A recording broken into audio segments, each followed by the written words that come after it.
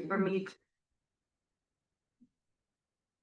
Do you have advice about where it's best to stand for those? You can just move around. Wander Right up. now, you're kind of decapitated in there. It I looks don't like. even need to be So- on there. As much as my slides. Let me move this out a little bit. That's better. Okay, that way I kind of peek over there and see all of you.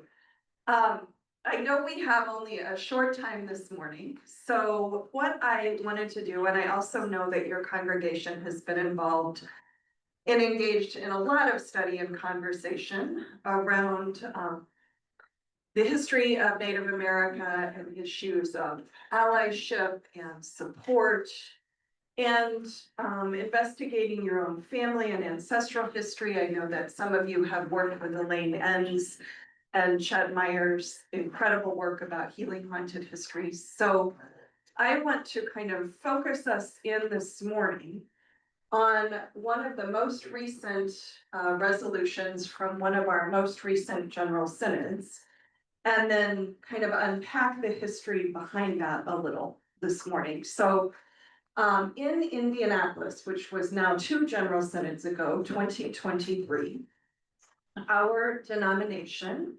passed a resolution, I think you can advance the slide. Yeah, to calling for a new study by our church about our relationship with the Indian boarding schools and the boarding schools in Hawaii. This was a resolution brought forth by several congregations. It was endorsed by Council on American Indian Ministries, which is the consortium of our native churches, which are located in present-day North, South Dakota, Nebraska, Minnesota, and Wisconsin. And it was endorsed and supported by the Association of Hawaiian Evangelical Churches, which are those Native Hawaiian churches in the islands of Hawaii. And this resolution passed resoundingly, coming out of committee onto the floor of General Synod, and it resolves that the 34th General Synod of the UCC, I'm paraphrasing, directs the church to thoroughly investigate and disclose its history, beginning with the American Board of Commissioners of Foreign Missions. We'll say more about that in a moment. On its work done, both with Native American nations and the Hawaiian Kingdom, and to evaluate what actions will be taken by the United Church of Christ to make amends of moral and legal, both under US laws and under international humanitarian laws, about violations that may have occurred, and requests that the United Church Board ask for the cooperation of the Association of Hawaiian Evangelical Churches and the Council of American Indian Ministries in so doing. So this was a resolution of witness approved by our General Synod, and what a resolution of witness means, and I'm just going to be frank with you, is we love this idea, we have no way of funding it, and we don't know what will happen next, right? And we pass resolutions of this nature in every General Synod, and we mean well, and sometimes that means 2 years have passed and we have the next General Synod, right, which we did this past summer in Kansas City. And we have not yet undertaken this historical study, partly because it is not clear who would undertake this historical study. It is not clear how this historical study would be funded. And as a historian who is not in a full-time faculty position, you know, this will require some research. It will require 1 or more persons chasing down some archives in various places in the United States. And I would think writing something fairly comprehensive. And so that's a big undertaking. But rather than dwell on what we don't know or what hasn't been done, what I want to do with you this morning is to talk a little bit about what we do know or what we can say at this moment. So let's advance. And I know that many of you are already familiar with some of this history, and I think you have someone from the coalition coming in. Yep. October 12th. A while. So October 12th, please, I think, be back in this room with that person, Yep. whatever it may be. He's an archivist. Yeah. So the reality that the federal government in the United States, in partnership in many instances with Christian denominations, including predecessor denominations of the United Church of Christ, founded and ran what we call Indian boarding schools. And I'm using that word Indian because we still have a Bureau of Indian Affairs, right, within the Department of Interior. And because many of these boarding schools included the word Indian in their name. So that's what we're calling them. We know that there were many of these Indian boarding schools throughout the United States and the islands of Hawaii. In many places, we have always known that because there are survivors or survivor descendants who attended these schools and to a certain extent want to or don't want to tell their stories, as the case may be. And those living in proximity to the schools that are for the most part now closed, and I'll say more about that in a moment, know that these schools existed. But more recently, I think some of these schools and this whole history has become, we become more aware of it in certain sectors of the United States, and particularly in the last few years. And partly that is because we had, in the last presidential administration, a Native woman as the Secretary of Interior, John Holland, who is Laguna Pueblo, who is now running for governor of New Mexico, who worked with Congress on a federal Indian boarding schools investigation, which is obviously now stalled under this present administration. But we have an independent nonprofit, the National Boarding Schools Healing Coalition, doing some of that same historical work. And we also remember that our neighbors to the north in Canada had a very tragic discovery, or at least a public recognition of some of the history of their boarding schools in the summer of 2020. And we remember that Pope Francis, prior to his death, visited Canada and made an official apology for the Roman Catholic Church's role in many of those schools in the Canadian environment. So for those who want to track some of this, there are, websites and studies and opportunities to bring this more clearly into our consciousness. And this is just a list, as the Boarding Schools Coalition has been able to document thus far, of all of the schools that operated at one time or another in the United States. So you can advance the slide. So what were the goals? Why were these schools founded? So back of the founding of the schools is the story of what we call missionary contact and government contact with various Native tribes. And of course that starts on the Eastern Seaboard and it moves west. So that, for instance, my tribal nation and our ancestors had much earlier contact with Christian missionaries or with the colonial governments in the United States than the Western tribes or the California tribes, right? And so we, as Cherokee, had congregational missionaries with us, very early on. And one of those missionaries, Samuel Worcester, actually helped the tribe attempt to defend from the Indian removal before the Supreme Court in 1832 in a case called Worcester versus Georgia. Nonetheless, the removal of the Cherokee and 4 other tribes from the Southeast United States did take place. And much of that missionary activity was in some ways an attempt to defend the rights of tribal people, at least among the Cherokee. But as we know, that missionary history was complex because it also came with, I think, the really truly convicted belief among the missionaries that Native populations needed to become Christian, Native populations needed to become quote unquote civilized, and that the best way to do that was to break down tribal structures and to educate Native children in English, in Christianity, and in skills that could ensure those children's survival in this burgeoning nation. As time went on, the federal government had a vested interest in attempting this kind of education. And this kind of education was aimed, as I said, at breaking up tribal systems and at removing children from their families of origin or their tribal communities and educating them usually somewhere else where English could be taught, where Christianity could be taught, and where skills could be taught. And the goal, as we see here in this quote from Captain Richard Henry Pratt, who administered the Carlisle Indian Industrial School, which was a federally run military type school for primarily young Native men in Pennsylvania.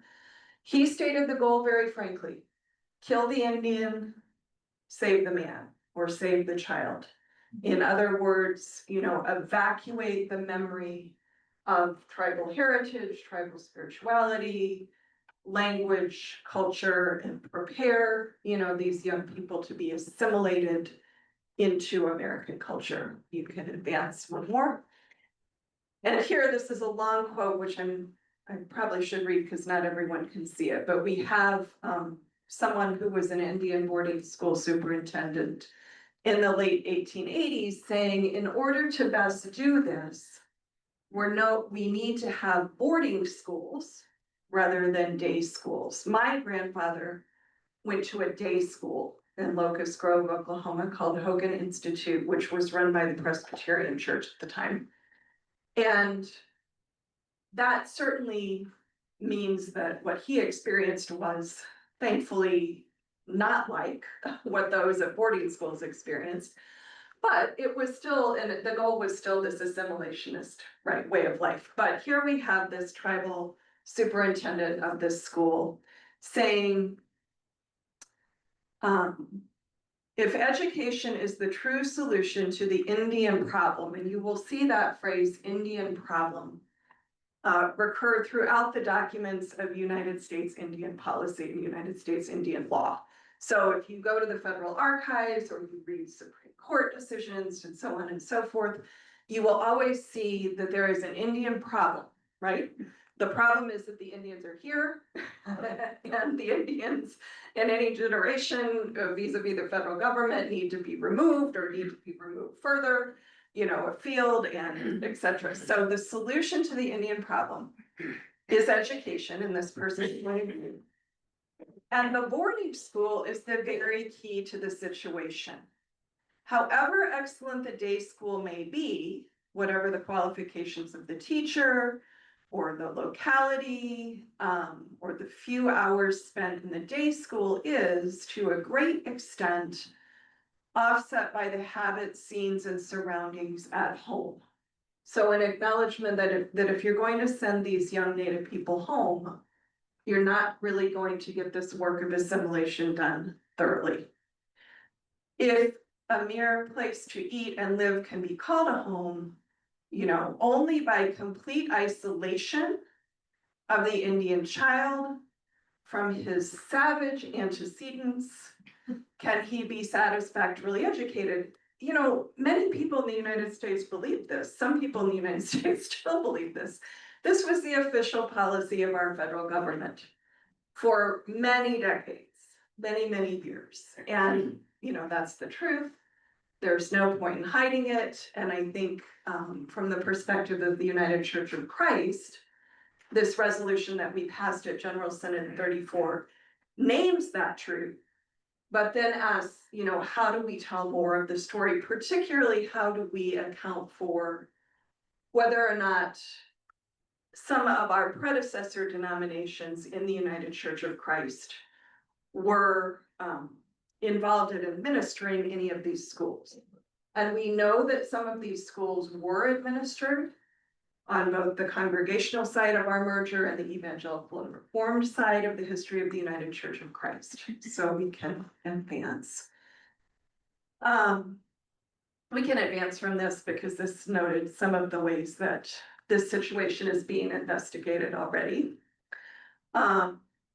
One thing that you may have seen in the news, this was in the summer of 2021, is that Secretary Holland, when she was the Secretary of Interior, accompanied the remains of 9, I think it was, ancestor children who had been taken from the Kanju Lakota Reservation, which is commonly called the Rosebud in South Dakota, to the Carlisle School. These children had died there of some various diseases, malnutrition, whatever. It had long been known that they were buried there, but their remains were never returned to their families. And so Secretary Holland was able to bring about the repatriation of their remains and their return for proper burial among their community. And you know, when we talk about what would healing constitute or what would repair constitute in this context, some of it certainly has to do with the return of remains. If there are children who perished at these schools for any variety of reasons, who are buried, and there is some record or even some suspicion that this is the case, then part of the historical reckoning has to be, do we have burial sites? And how can we return those ancestors to their tribal communities so that they can be laid to rest? And so that there can be healing among their descendants and their families in advance. So let's delve a little bit deeper into the United Church of Christ, and then I do want to stop and have some conversation. The resolution passed at General Synod mentions this body called the American Board of Commissioners of Foreign Missions. This was a missionary group founded by those at Andover Newton Congregational Seminary in Boston in 1810, with the express purpose of spreading the gospel to foreign nations. And this was, in its inception, founded by Congregationalists, but with ecumenical participation. So Presbyterian, Reformed Christians in the United States also played a role in this group. And this group did send many missionaries overseas to various locations throughout the world. But this group also sent missionary presence into Native America and into Hawaii. So that's how these congregational missionaries ended up in Cherokee land, the Smoky Mountain region of the United States, in the 18th century. Go ahead.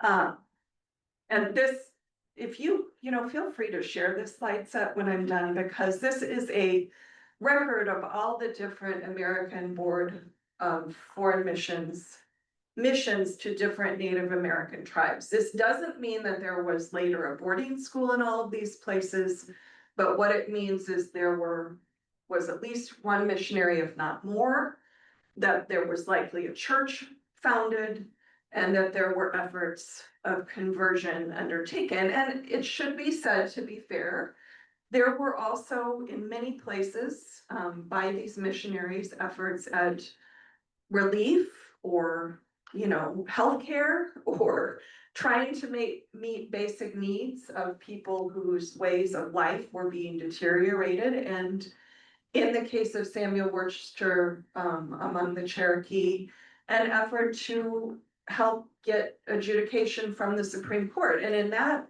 instance, with the Supreme Court ruled in favor of the Cherokee and said, no, the state government of the new state of Georgia cannot just summarily take land that belongs to the Cherokee and move the Cherokee off that land. And what happened next? You remember there was another Supreme Court case. The Supreme Court again ruled that Indian removal would be unconstitutional. And the president at the time, Andrew Jackson, said what? The Supreme Court ruled? Yeah, you ruled, now try and enforce it. Yeah, who likes to quote that? J.D. Vance. He likes to quote that.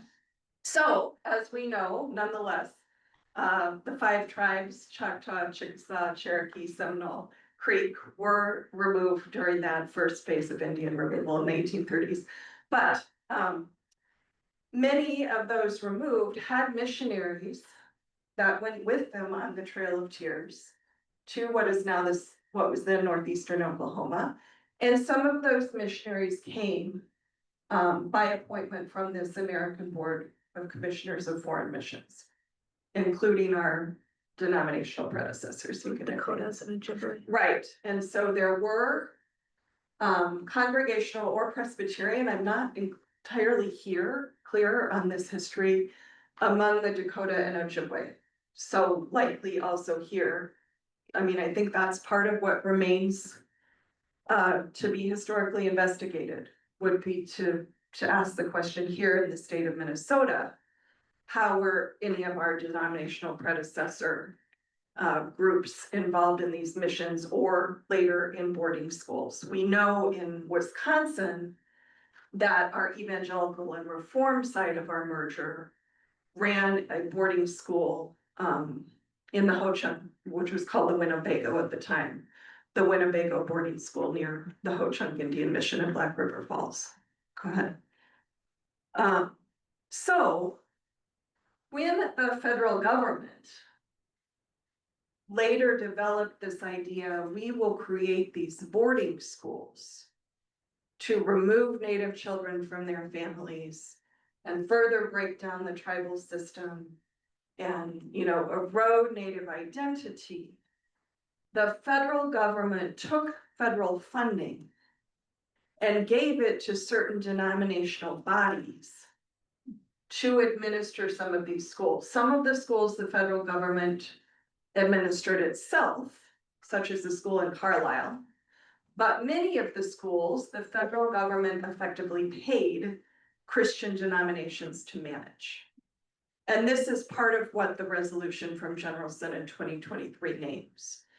We know archivally that the American Board for Commissioners for Foreign Missions received some of that money. We know that. To in turn administer certain boarding schools. The question becomes, what were those schools? What happened there? Can we get survivor stories? Can there be a more fruitful, truthful telling? So that's the road, right? That our denomination has a resolution before it saying that we know part of this history and we want to know more of this history. And we're kind of at a moment now, 2 years past that General Synod, where we really haven't told any more of that history than we had before because we don't really have the structure to do it. Go ahead. But I don't know that we need this slide. Yeah, just go ahead. So I think the further questions that we have to investigate, and I'll say a little bit more about where I think this investigation may be headed, is how many schools were run by our predecessor denominations. I mean, there is a way to quantify that. It's going to take some research.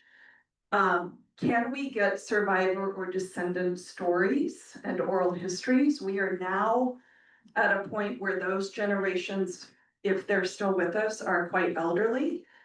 Some of those people will tell their stories. Some of them, for a variety of reasons, will not and do not want to. But their children and their grandchildren remain, and we can tell their stories if we know them as well. So if there are sites where these schools existed, even if the buildings are no longer there, or the churches are no longer there, are there human remains? This is, I think, a pivotal question for us in the United Church of Christ. And if there are remains, what will we do? What can we do to help facilitate their return? And then the resolution brings up the question of what kind of further repair or apology or process would be undertaken in the United Church of Christ. So that's, kind of where things stand 2 years after General Synod 34. I will say that I just finished helping write a grant to our UCC Neighbors in Need Fund, which is supported by our Neighbors in Need special offerings. And if and the granting bodies, the bodies that applied for it are the Ho-Chunk UCC Church in Black River Falls, Wisconsin. And the Association of Hawaiian Evangelical Churches in Hawaii, who are partnering together, hoping to get a $10,000 grant simply to facilitate the Ho-Chunk, the Kame churches, and the Hawaiians coming together somewhere on the mainland in person to start this work. I think there is an acknowledgement that if this work is going to start, it's going to need to start among descendants, and that hopefully at some point that would involve our national setting, or it would involve our historical council in the United Church of Christ, or it would involve some kind of funding for a wider project. But that the first start is simply to get people together, people who do carry stories that can start to be collected and then from that, a task force hopefully can be formed to do, to undertake further steps. So until that grant is either granted or not, we don't kind of know what the next step with that will be. I will say that our general minister and president, Karen Georgia Thompson, I think is very aware of this resolution. Her office does obviously not have the power to fund this resolution unilaterally, but she undertook a tour of our Kame churches this summer, shortly before joining us here in the Minnesota conference for our annual meeting at the College of St. Benedict. She went to Fort Berthold and Fort Yates, to Standing Rock, North Dakota, South Dakota. She went to All Nations Church here in the Twin Cities, and then ended up her tour at Black River Falls. We don't think she went to the Winnebago Church in Nebraska, but we have not had a general minister and president make that tour for quite some time, to my knowledge. So I think that, all of that is to say that, the train is gathering steam and hopefully will be leaving the station around more work in this regard. It's kind of not unlike some of the work our friends who produced the documentary work on the Afro-Christian Convention, which we would call the fifth stream of UCC history, and who brought that report to General Synod 34. It's kind of not unlike that undertaking. It just needs to be undertaken and better organized, but that's, I think, where things stand today. And I'm happy to have conversation, try to answer questions. I may not have answers, but, just sit with all of this a moment and see what your questions or responses might be.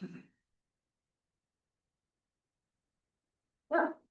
I'm wondering if there is any dissent within the church in the beginning of the boarding schools. You mean if there was resistance among our predecessor denominations about starting these boarding schools? I think until we undertake this historical study, we don't necessarily know. Right, and I mean, until we are somehow able to go into some of these archives that still exist, the archives of the American Board, which is a predecessor to our American Board of Global Ministries, the United Church of Christ, or our global ministries. When our merger came, that's where this work moved. Those archives are at Harvard University. They are not unsearchable. I think the question becomes, can we uncover letters or minutes or, documents that may show us a conversation of should we do this or should we not? But right now, I don't personally even know that, right? We don't have that documented, but I think that's a great question. Obviously, overall, our predecessor Congregationalists did receive officially this money from the federal government in many instances, and did in several instances found these schools. So that happened.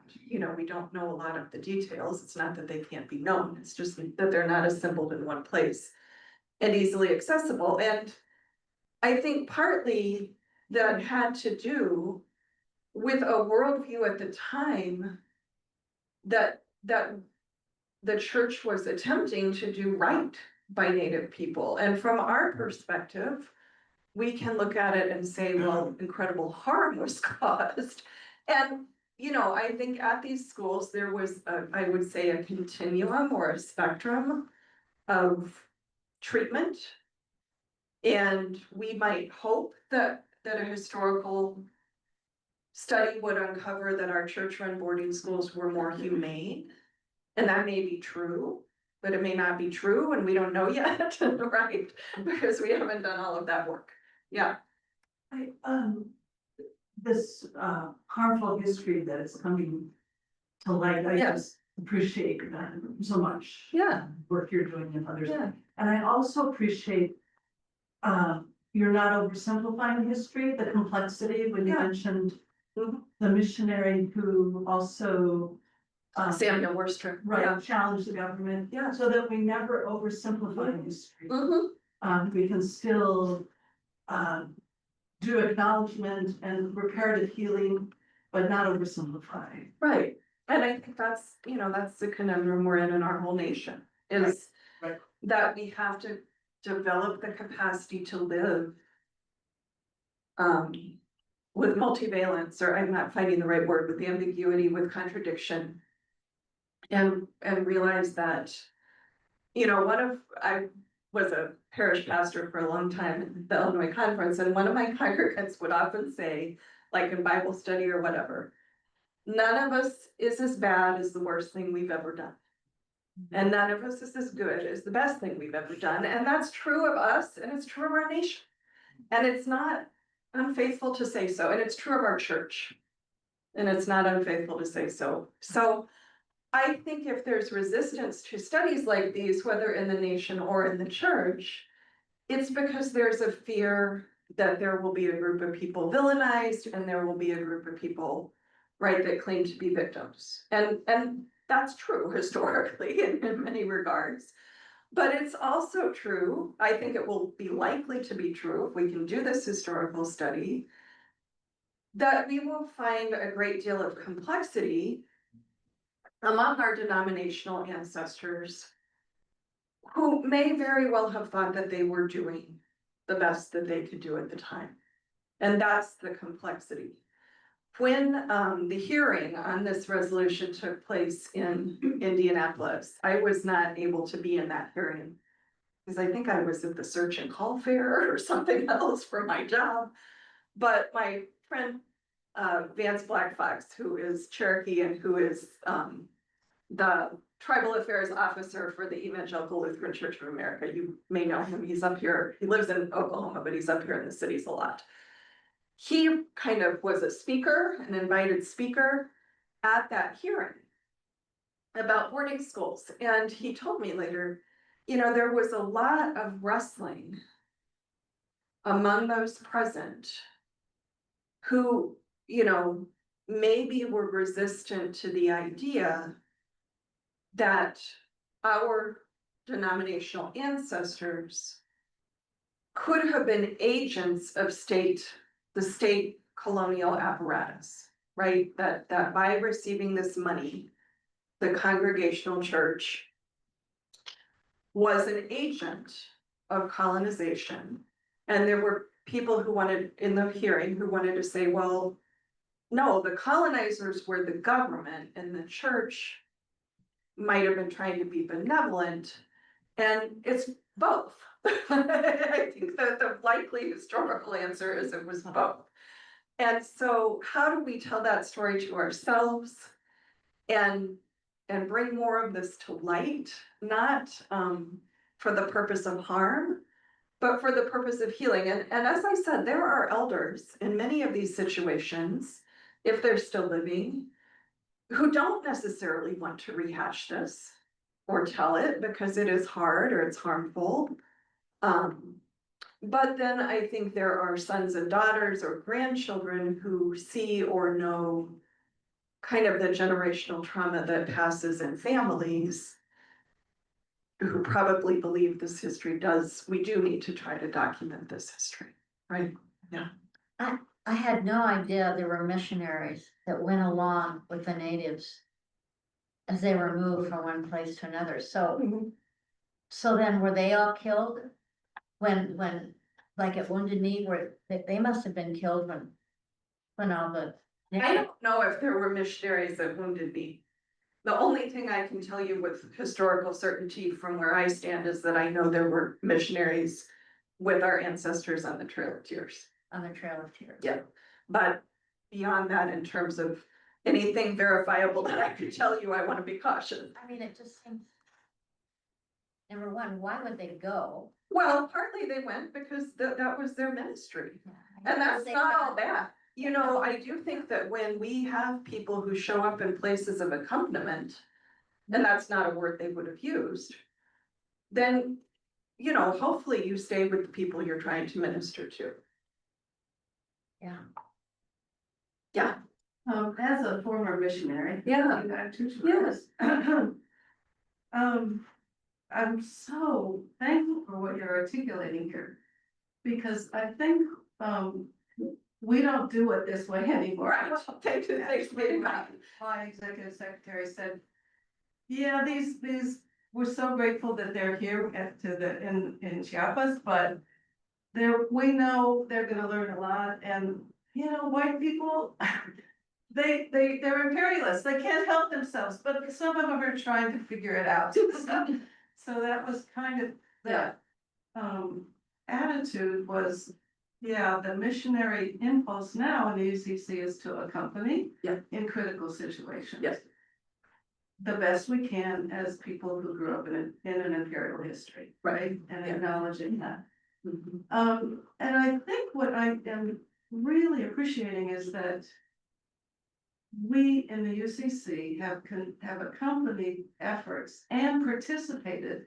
We've accompanied efforts of resistance Mhm. from the beginning, Yes, and we have participated in the process of imperialism yes, from the beginning. yeah. And it's a complex. And both of those things can be true simultaneously, Yeah. right? Exactly. Yeah. And I think unearthing both sides of that and how do we live with complexity. Yeah.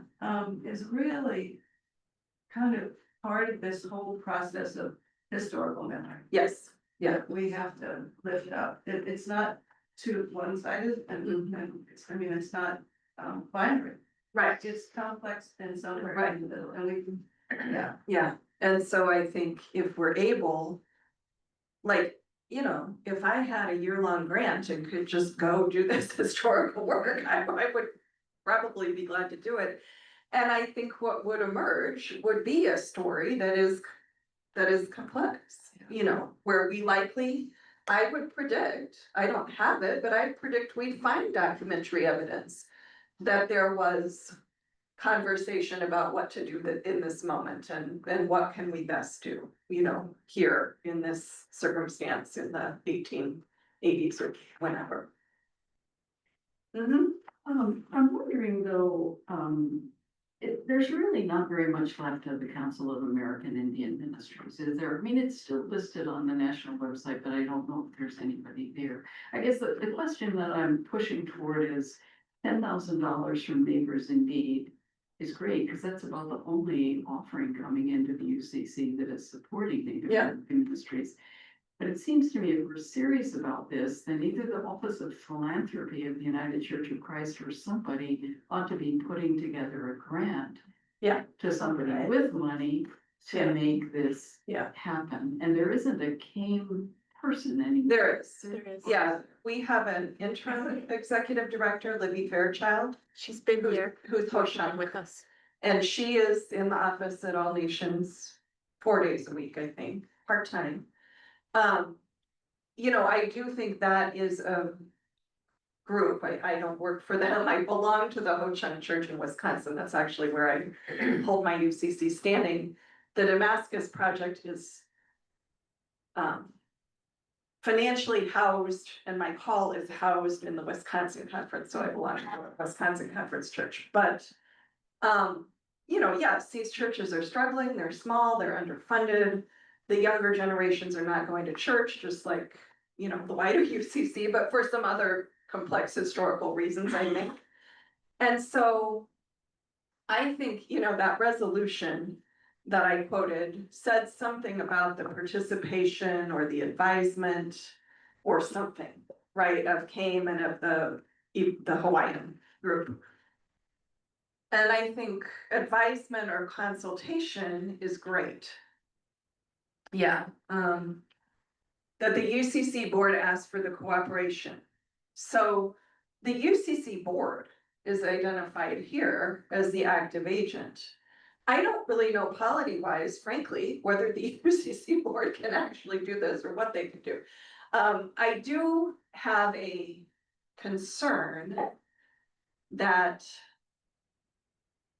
if something like you're describing were to be possible, that there could be funding from some outside source or some other source, and there could be some wider ownership of this historical telling, that we as a church, not as the descendants of those to whom the harm was done, to be the ones that have to organize all this.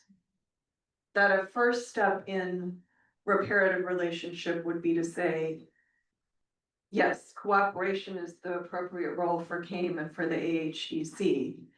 And the organization of this effort would ideally not fall on the shoulders of the descendants. But I think the reason these groups just applied for this grant is the recognition that in 2 years, nothing has happened. And that's not all because I think we're trying to not do this. It's because as a church, we're trying to do a whole lot of things all the time, with all these resolutions, none of which have funding attached, or very few of, have funding attached all over the world, right? We're trying to do all these things.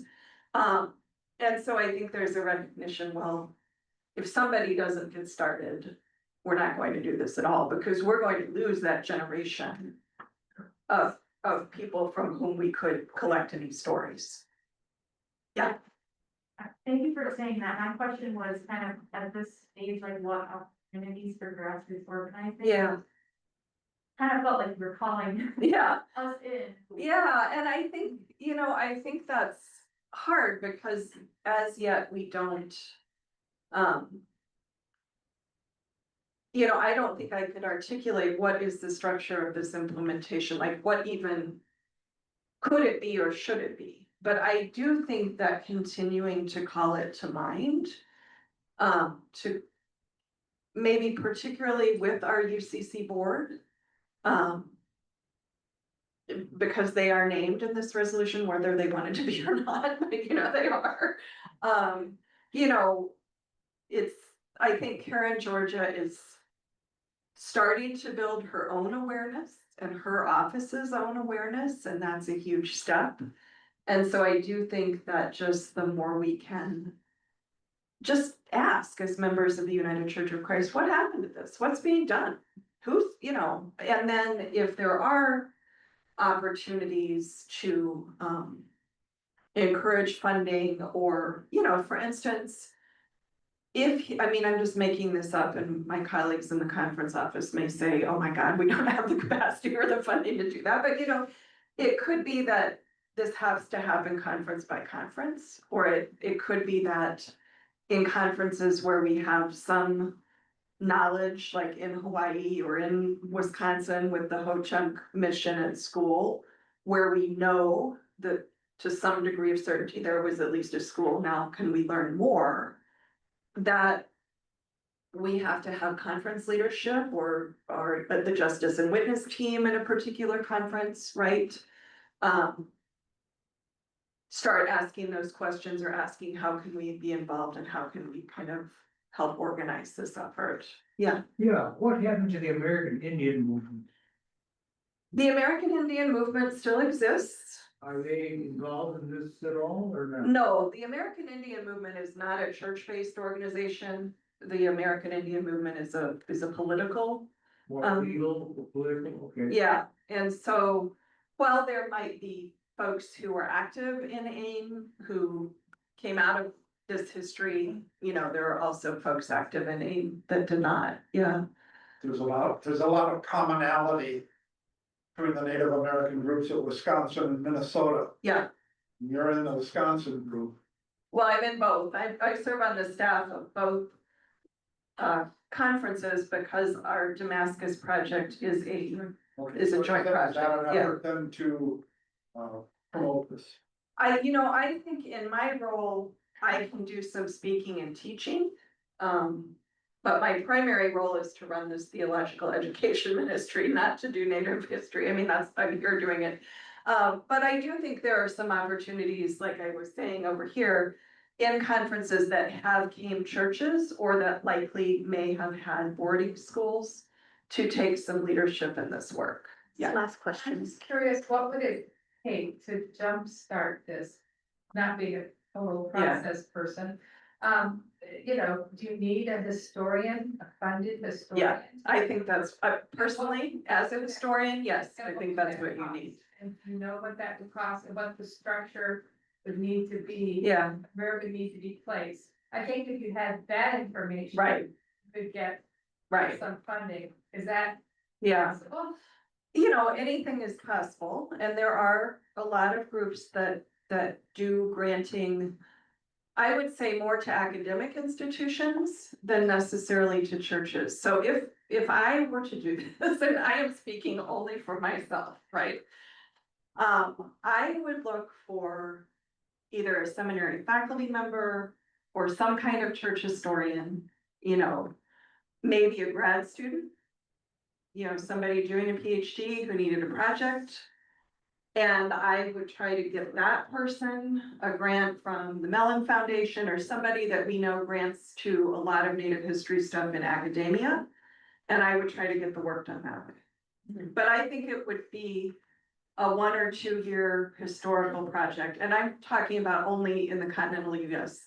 You'd have to, I think, have another person to do this Hawaiian research. I need to. Yeah, I think I need to make end. sure, sorry you all, but I need to make sure that Reverend Dr. Stephanie has time to prepare for preaching at the second service, and we're coming up on that hour. Thank you. So thank you for all of your questions, all of your great input. This is recalling me back to our work last spring during lunch with the Healing Haunted Histories and the complexities of our own family lines, right? The benevolent ancestors who resisted violence in their time, the ancestors who may have participated in perpetuating violence in the time. Our family histories hold it all, just like our congregational histories hold it all. And it's the work of uncovering that and telling the truth about it and coming up alongside all of our ancestors for the sake of their healing and our healing and everyone's healing moving forward. That is our work as Christians. A couple opportunities to learn more about this. We're an official step. I will see you in. We are.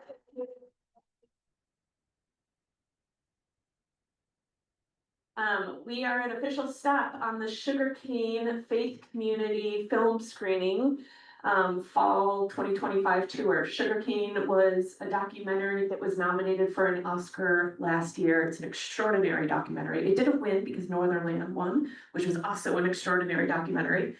But it tells the story of one family and their experience and the legacy of their experience in the Indian residential schools in Canada. It's very powerful. It is also hard to watch. So I want to give that warning to all of you, but we're going to be watching it with each other in community in order to be able to process and breathe and talk about it afterwards. That's happening on October 9th. And then just a few days later, as Stephanie mentioned, we're going to have somebody from the National Native American Boarding School Healing Coalition with us at our Adult Ed Hour. We are so lucky for so many reasons to be in the Twin Cities, where there's so much like the American Indian movement that was founded here, so much incredible Indigenous organizing, cultural events, education, things that you can participate in to learn more, to experience the thriving Indigenous culture that exists here.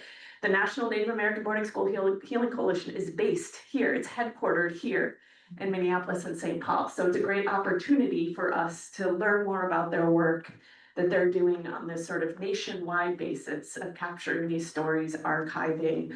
And I've asked the woman who's coming, Fallon Carey, if she can pull up anything that she has within their database that's related to our denominational histories and ancestors. So please come back for that as well. And again, the Anton Troyer event on October 21st is one that we're also encouraging people to sign up for. And just keep watching your emailed weekly blast for other opportunities and consulting with the Narthex Bulletin Board. And do take a look at our land acknowledgement that we've drafted, the land acknowledgement team, after 10 months of doing this work. And there's an online forum so you can give some input and some of the commitments to come out of this land acknowledgement, that even today, we're getting some ideas of some things we might do as Creekside to further healing. So thank you for showing up. Jeff, quick question. No, but you might observe that you can get copies of that at the welcome desk. Yes, there's hard copies at the welcome desk and in the office. And there's also a link to online. Thanks, everybody.